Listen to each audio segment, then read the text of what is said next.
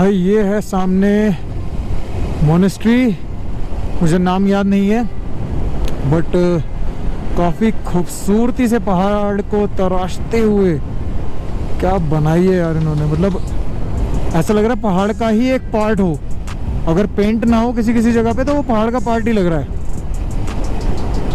ले 124 खालसी 19, ये देखो।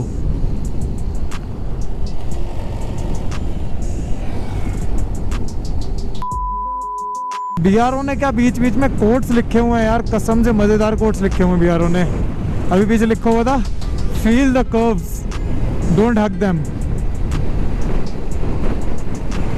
तो थोड़ा ध्यान से चलो, पहाड़ों की इज्जत करते हुए चलो।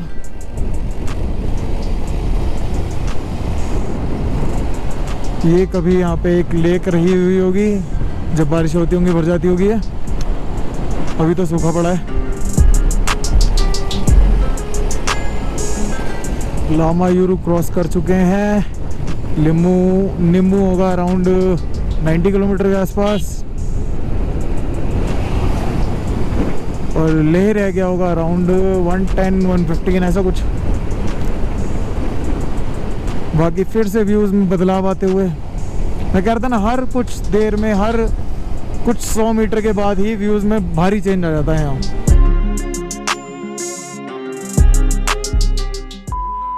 है जी पुलिस चेक पोस्ट खालसी का, यहाँ पे एंट्री होती है। नहीं मुझे तो लगा क्योंकि हमें पता नहीं था यहाँ एंट्री होती है, हम आगे निकल गए थे। फिर पीछे से उन्होंने आवाज़ लगाई, मुझे तो लगा भाई आज गालियाँ पड़ेंगी, बट उन्होंने जब हम वापस आए उन्होंने बहुत स्वीटली बोला कि एंट्री करा के जाओ।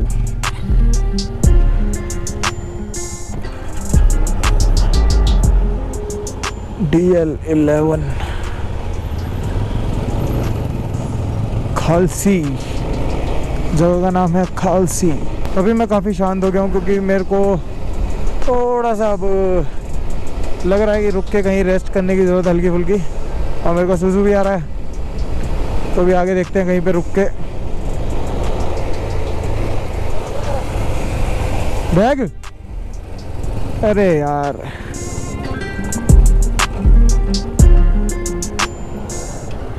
मेरे बैग में कुछ प्रॉब्लम हो गई है, ठीक करना पड़ेगा।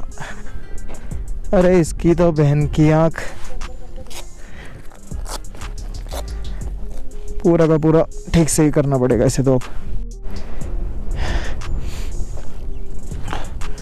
अगली बार से सैडल बैग्स लेके आने पड़ेंगे, क्योंकि इस हाइट पे ये जद्दोजहद करना, क्योंकि अभी भी हम ऑलमोस्ट 11,000 साढ़े 10,000 फीट की हाइट पे हैं। बहुत डिफ़िकल्ट काम है, बहुत डिफ़िकल्ट काम है सही में। कोल्ड ड्रिंक ले। एक बैग लगाना भी अच्छी तरीके से थोड़ा सा डिफ़िकल्ट काम है हम लोगों के लिए यहाँ पे। चलो चलते हैं। हो गया मेरा बैग। ले इज़ 95, आलची 26, थिक से हेमिस मनाली 586। पता क्या है, एनर्जी है ना, धूप, बहुत देर से धूप में चल रहे हैं हम। छाँव में चली नहीं, स्टार्टिंग में जब सुबह शुरुआत करी थी तो उस टाइम छाँव धूप चल रही थी, तो इतनी दिक्कत नहीं थी।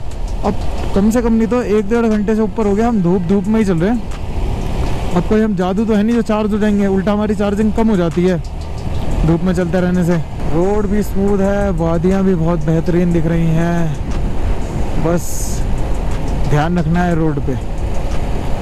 और हर 40-50 किलोमीटर में एक ब्रेक ज़रूर लेना है, क्योंकि पता क्या होता है, आप चलाते रहते हो, हर कट के साथ आपका कॉन्फिडेंस बढ़ता रहता है, और एक लेवल पे आने के बाद वो ओवर हो जाता है, और जहाँ वो ओवर हुआ वहाँ से दिक्कत चालू होगी फिर, क्योंकि फिर आप किसी ना किसी कट पे ज़्यादा कॉन्फिडेंस के चक्कर में ज़्यादा स्पीड में चले जाओगे, और वहाँ फिर स्किड होने के चांसेस ज़्यादा रहते हैं।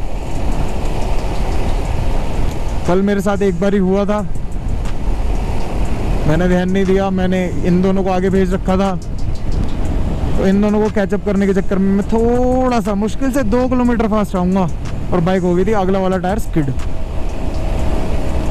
वीडियो में होगा, पिछली वाली में, उसमें देख लेना।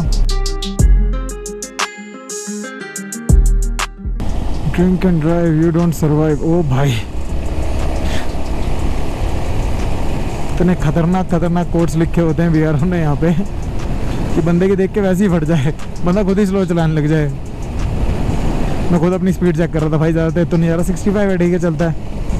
अभी कम कर लेंगे जैसी थोड़ी सी ढलान आएगी।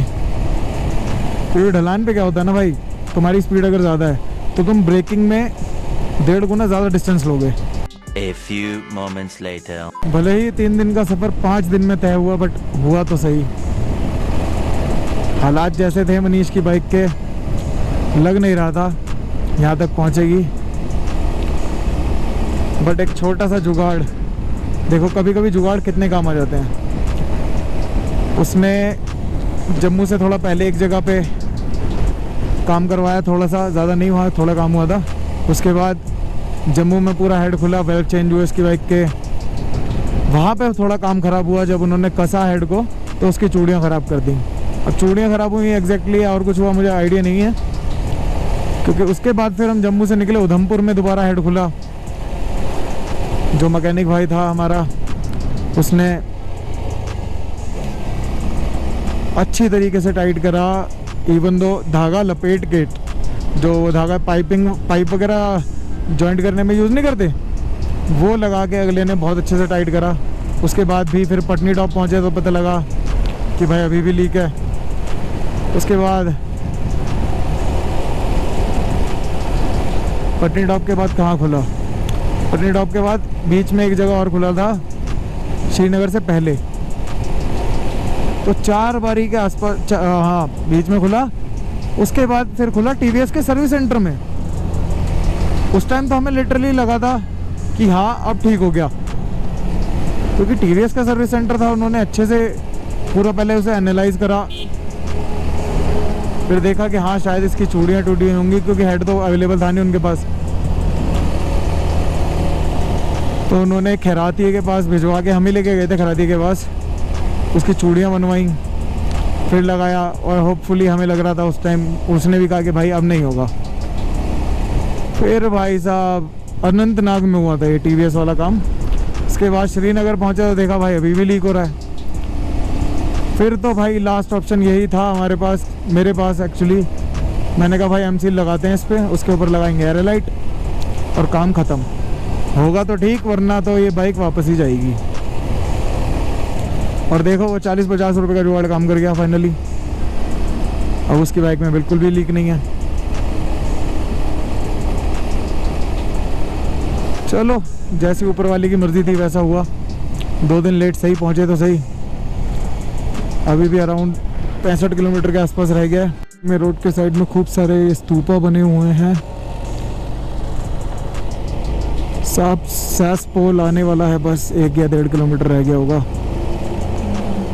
या फिर उतना भी नहीं होगा। निकालूं ना निकालूं, निकालूं ना निकालूं, निकाल देता हूँ।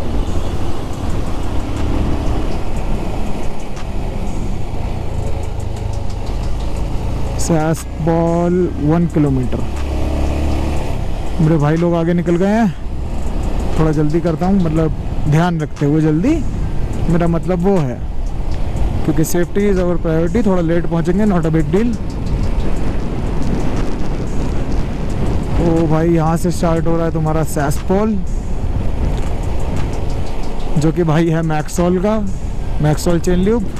अरे मजाक कर रहा हूँ यार, कुछ भी बोल देता हूँ मैं कभी कभी।